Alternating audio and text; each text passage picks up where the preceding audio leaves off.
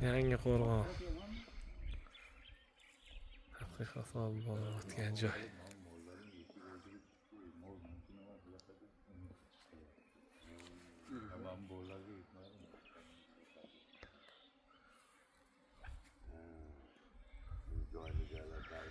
Uchta ot, 2 yoshli ot yeyilgan bitta. May oyini o'zida 3 marta. 3ta epizodda. 2 yoshli, bitta 1 yoshli. Bu jiddiy masala bu. Qozon o'choqlarga bormi? 3ta ot. Yo'q, kuchuk shakar deyishyapti.